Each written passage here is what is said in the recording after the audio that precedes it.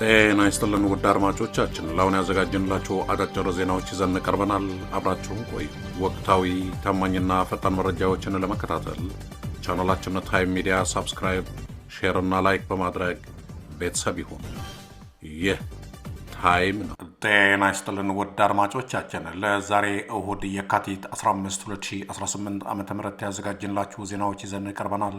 ቆይታችሁ ከኛ ጋር ይሁን።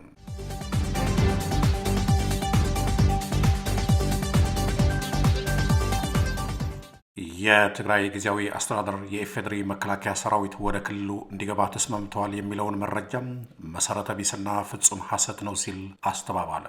የትግራይ ክልል ጊዜያዊ አስተዳደር የፌዴራል መንግስት የኢትዮጵያ መከላከያ ሰራዊት ወደ ትግራይ እንዲገባ ትዕዛዝ እንዳስተላለፈና አስተዳደሩም ሰራዊቱ በቀድሞ የሰሜን እዝ ካምፖች ውስጥ እንዲሰፍር ተስማምተዋል በሚል የሚሰራጨው መረጃ ፈጽሞ ከእውነት የራቀና መሰረተ ቢስ መሆኑን አስታውቀዋል። ጊዜያዊ አስተዳደሩ ዛሬ የካቲት 14 ቀን 2018 ዓ.ም ባወጣው መግለጫ ሰሞኑን በማህበራዊ ሚዲያዎችና በተለያዩ የመገናኛ ዘዴዎች ጄኔራል አበባው ታደሰ ተናገሩት ተብሎ ሲሰራጭ የነበረውን መረጃም ውድቅ አድርጎታል። አስተዳደሩ በመግለጫው እንዳመለከተው እንዲህ ያሉ የተዛቡና የተሳሳቱ መረጃዎች በማህበረሰቡ ውስጥ የሚነዙት ሆነ ተብሎና የታለመላቸውን የፖለቲካ ግብ ለማሳካት በሚንቀሳቀሱ አካላት ነው ብለዋል። ጊዜያዊ አስተዳደሩ አሁን ላይ እየተሰራጨ ያለው የሰራዊት እንቅስቃሴ መረጃ ፈጽሞ ሐሰት መሆኑን አረጋግጦ ህዝቡ ከእንዲህ አይነት የተሳሳቱና አሳሳች መረጃዎቹን ራሱን ሊጠብቅ እንደሚገባም አሳስበዋል። መግለጫው እንደጠቆመው መረጃው የወጣው በክልሉ ወታደራዊ እንቅስቃሴን በተመለከተ የሚሰራጩ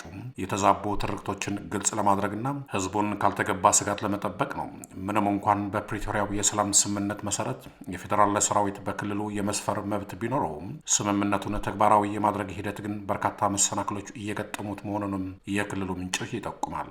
በተለይም የብልጽግና መንግስት የፕሪቶሪያውን ስምምነት አደጋ ላይ የሚጥሉ ተግባራትን እያከናወነ መሆኑን አስተዳደሩና ደጋፊዎች ይወቅሳሉ። ከነዚህም መካከል ትግራይን በጠላትነት የሚፈርጁና ጥቃት ለመሰንዘር የሚንቀሳቀሱ ታጣቂዎችን በማሰልጠንና በማደራጀት ተግባር ላይ መሰማራቱ የክልሉን የግዛት ጥያቄና ህገ መንግስታዊ ወሰኖችን ከመመለስ ይልቅ ሂደቱን በማጓተቱ በመቶ ሺዎች የሚቆጠሩ ተፈናቃዮች ወደ ቀያቸው ተመልሰው የተረጋጋ ህይወት ከመምራት ይልቅ አሁንም በከባድ ችግር ውስጥ እንዲቆዩ በማድረጉ የሚሉት ዋና ዋናዎቹ ናቸው።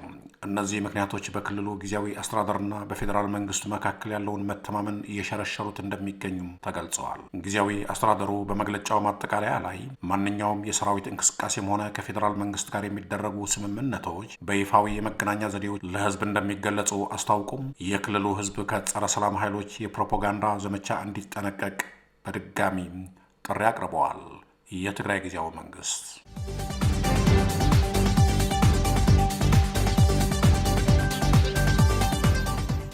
ብሔራዊ ባይቶ አባይ ትግራይ ባይቶና በወቅታዊ የትግራይና የኢትዮጵያ ሁኔታ ላይ ባደረገው ግምገማ ዙሪያ ለጋዜጠኞች በሰጠው መግለጫ ከትግራይ ህዝብ በላይ ሰላምን የሚናፍቅና የሚሻ አካል አለመኖሩን አስታውቋል። የፓርቲው ሊቀመንበር አቶ ኪዳነ አመነ በሰጡት መግለጫ ዓለም አቀፉ የችግር ጥናት ቡድን ክራይሲስ ግሩፕ በቅርቡ ያወጣውን ሪፖርት ዋቢ በማድረግ በአሁኑ ወቅት ጦርነትን እየፈለገ ያለው በጠቅላይ ሚኒስትር አብይ አህመድ የሚመራው የብልጽግና መንግስት መሆኑን ጠቁሟል። ብልጽግና በአሁኑ ወቅት ወታደራዊ፣ ኢኮኖሚያዊና ዲፕሎማሲያዊ ውድቀቶች ቢገጥሙትም ስልጣኑን ለማራዘም ሲል የውክልና ወራር ለመፈጸም ዝግጅት እያደረገ እንደሚገኝ ሊቀመንበሩ ገልጸዋል። አቶ ኪዳነ በመግለጫቸው ወቅት በተለይ አምስተኛ ረድፍ ሲሉ የጠሯቸውንና በውስጥም በውጭም የሚገኙ የትግራይ ባንዳዎች ከብልጽግና በላይ ለትግራይ ህልውና አደገኛ መሆናቸውን አስገንዝበዋል። እነዚህ አካላት የትግራይ ሰራዊትን ሚስጥር በማህበራዊ ሚዲያ ላይ የሚያጋልጡ የሐሰት ወሬዎችን በመንዛት ጦርነት እንዲቀሰቀስ የሚያደርጉና በትግራይ ህልውና ላይ የሚቀልዱ ጸረ ሰላም ኃይሎች መሆናቸውንም ገልጸዋል።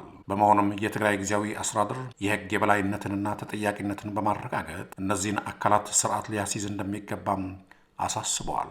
የትግራይ ጉዳይ ከአንድ የፖለቲካ ድርጅት በላይ መሆኑን ያመለከቱት ሊቀመንበሩም የተጋረጠውን የህልውና አደጋ ለመመከት መላው ህዝብ እንዲነሳ ጥሪ አቅርበዋል። በአዲስ አበባ ሆነው በብልጽግና ተላላኪነት የሚሰሩ ግለሰቦች የሚነዙት ፕሮፓጋንዳ ህዝቡን እንዳያደናግርና ከትግራይ የሚወጣው የወጣቶች ስደት እንዲቆም ያሳሰቡት አቶ ኪዳንም በአሁኑ ወቅት ከትግራይ በላይ አስተማማኝና ዋስትና ያለው ቦታ አለመኖሩን ገልጸዋል።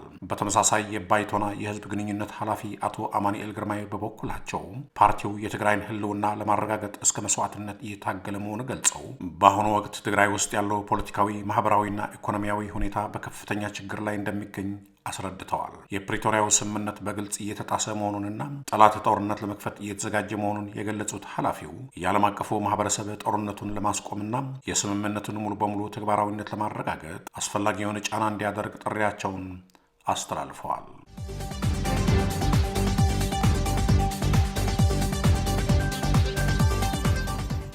የኢትዮጵያ መከላከያ ሰራዊት የልዩ ዘመቻዎች እዝ 65ኛ ዓመት የምስረታ በዓሉን ባከበረበት ወቅት ጠቅላይ ሚኒስትር አብይ አህመድ የሰራዊቱን ዘመናዊነትና ዝግጁነት አወድሰዋል። ሆኖም ግን የፖለቲካ ተንታኞች የመንግስትን ወታደራዊ ትርኢት ከሀገሪቱ ተጨባጭ የጸጥታ ቀውስና ካለፉት የጦርነት ሽንፈቶች ጋር በማነጻጸር ትችት እያቀረቡ ይገኛሉ። ጠቅላይ ሚኒስትር አብይ አህመድ በበዓሉ ላይ ባደረጉት ንግግር ኢትዮጵያ በበርካታ ጀግኖች የታነጸች አገር መሆኗን ገልጸው የልዩ ዘመቻዎች እዝ ባለፉት 65 ዓመታት የማይበገረ ጽናት ማሳየቱን ተናግረዋል።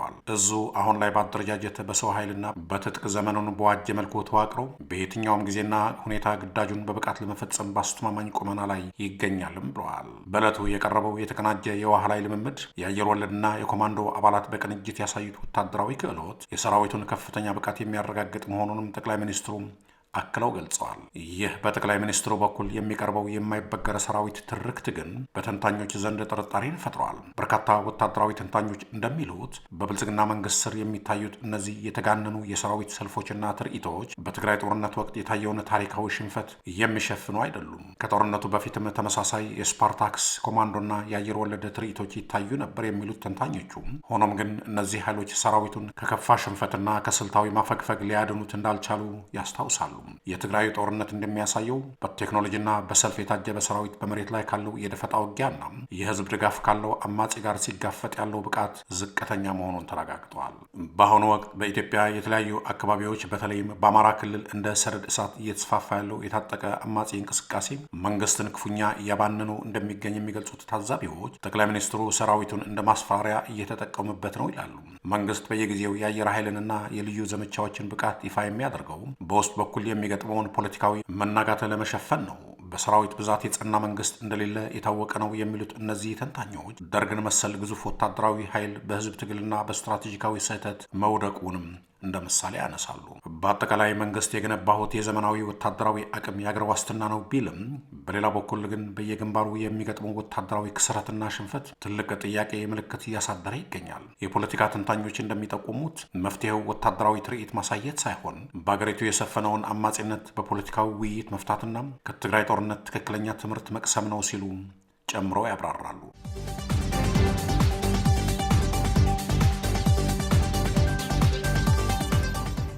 የትግራይ ሰላምና ጸጥታ ቢሮ ለብልጽግና መንግስት የመጨረሻ ማስጠንቀቂያ ሰጠ። መብታችንን በትግል እንጂ በችሮታ አይረጋገጥም ብለዋል። የትግራይ ሰላምና ጸጥታ ቢሮ ባወጣው ወቅታዊ መግለጫ የትግራይ ህዝብ መሰረታዊ ጥቅምና ህልውና ለማስከበር ለማንኛውም አይነት መስዋዕትነት ዝግጁ መሆኑን በማስታወቅ ለብልጽግና መንግስት የመጨረሻ ተብሎ ሊወሰድ የሚችል ከባድ ማስጠንቀቂያ አስተላልፈዋል። ቢሮው እንደገለጸው የፕሪቶሪያው የሰላም ስምምነት እየተጣሰ መሆኑንና ሁኔታዎች ወደ መጨረሻው ምዕራፍ እያመሩ መሆኑን አመላክተዋል። ቢሮው ባወጣው መግለጫ መብታችን በትግል እንጂ በችሮታ የሚከበር አይደለም በሚል ጠንካራ ቃል የጀመረ ሲሆን የትግራይ ሰራዊትና ህዝብ የተደራጁበት ዋና ዓላማም የህዝቡን ብሔራዊ ክብር፣ ማንነትና መሬት ለማስከበር እንደሆነ ገልጸዋል። ማንነቱንና ክብሩን አሳልፎ ለሰላም በሚል ስም ለድርድር እንደማያቀርብና ይህን የሚጠብቅ አካል ካለ ሊሳካ የማይችል ህልም ነው ሲል አጣጥሎታል። መግለጫው የፌዴራሉን መንግስት በግልጽ በጦርነት አዋጅ ወንጅለዋል። በቅርቡ የተካሄዱ የድሮን ጥቃቶች፣ የሰራዊት ክምችትና እንቅስቃሴዎች እንዲሁም በትግራይ ላይ የተከፈቱ ውንጀላዎችና ክልክላዎች የፕሪቶሪያውን ስምምነት በግልጽ መጣስ መሆናቸውን ጠቁመዋል። በተጨማሪም የትግራይን ህዝብ አንድነት ለመከፋፈልና እርስ በርስ ለማጋጨት በጀትና ሰው ተመድቦ በሴራ እየተሰራ መሆኑን እንዲሁም የሰላም ስምምነቱን ከህጋዊ አካላት ነጥቆ ለግለሰቦች በመስጠት ስምምነቱን አደጋ ላይ የመጣል ሙከራ እየተደረገ መሆኑን ቢሮው አስታውቋል። የሰላምና ጸጥታ ቢሮው የሰራዊቱን የመጨረሻ ግቦች ሲያብራራም የትግራይ ህገ መንግስታዊ የግዛት አንድነትን ማረጋገጥ፣ ተፈናቃዮች ወደ መደበኛ ቀያቸው እንዲመለሱ ማድረግና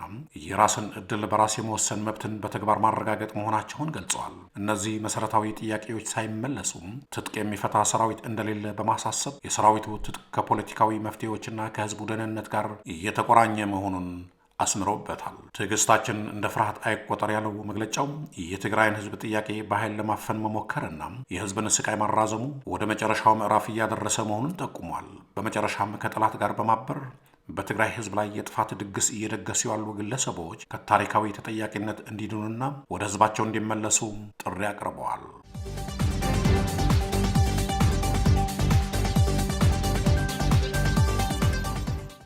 ለ3 ቀናት በአዲስ አበባ የተካሄደው የብልጽግና ፓርቲ ምክር ቤት ስብሰባ በፓርቲው ከፍተኛ አመራሮች መካከል ያለውን ጥልቅ ልዩነትና መቃቃር ይፋ ባደረገ መልኩ መጠናቀቁ ታውቋል። ስብሰባው በሰላማዊ ውይይት ከመጠናቀቅ ይልቅ በፓርቲው ውስጥ የአስተሳሰብ ክህደትና የመመሪያ አለመፈጸም በሚሉ ክሶች የታጀበ እንደነበር ከውስጥ የወጡ መረጃዎች ያመለክታሉ።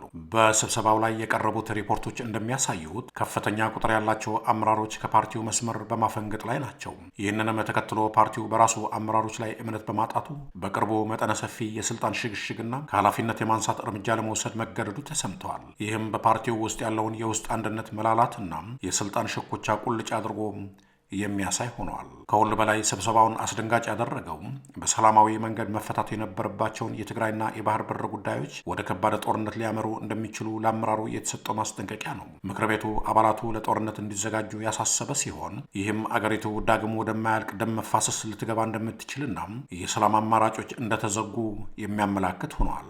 ፓርቲው በታችኛው መዋቅር ላይ ያለውን ቁጥጥር እያጣ መሆኑን የገለጹት መረጃዎች ቀደም ሲል የተላለፉ ውሳኔዎች መሬት ላይ አለመውረዳቸውንና የአመራሩ ትዕዛዝ ተሰሚነት እያጣ መምጣቱን አረጋግጠዋል።